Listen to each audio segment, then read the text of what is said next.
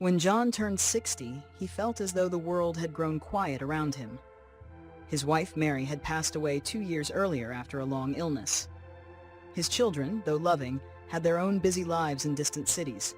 Phone calls came now and then, but the house itself felt empty. Far too empty for a man who had once shared laughter and daily routines with the woman he loved for 40 years. Each morning, John would rise, brew a cup of coffee, and sit on the porch staring at the garden. Once, that garden had been Mary's joy. She spent hours tending to roses, daisies, and especially sunflowers. But now weeds had crept in, the soil looked dry, and the garden seemed to echo John's loneliness. He often thought, "What's the point?" and sat for hours, lost in silence. One spring morning, while cleaning a drawer in the kitchen, John discovered an old packet of sunflower seeds. The handwriting on the packet was Mary's. She had labeled it herself. He held it in his hands for a long time, remembering how she used to smile whenever the sunflowers bloomed, their golden heads always facing the light. Something stirred inside him. Almost without thinking, he decided to plant them. The first few days were difficult. His back ached as he bent down, and his knees complained with every step. The earth felt stubborn, hard to break. Yet John returned every morning, watering, pulling out weeds, and whispering to the soil as though Mary might hear him. At first, there was nothing but dirt and sore muscles. Doubt crept in. Maybe I'm too old for this, he thought. But still, he kept at it.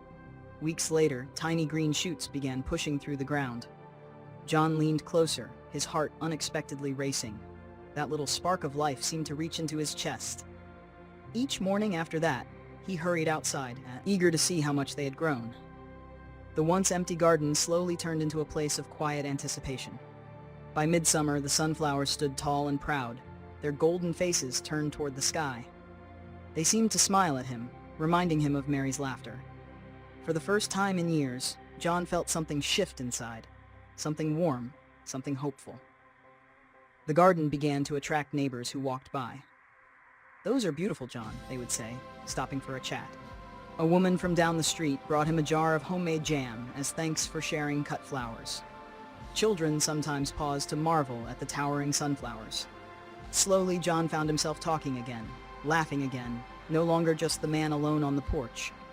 He still missed Mary deeply. That ache never vanished. His body was still aging, with the same stiff knees and tired back. But tending the garden gave him a rhythm, a reason to wake up, a purpose that reached beyond his grief. The act of planting, caring, and watching life grow reminded him that loss does not mean the end. One evening, as the sun set and painted the garden in golden light, John whispered softly, "We did it, Mary. Your garden is alive again." The flowers swayed gently in the breeze, as if answering him.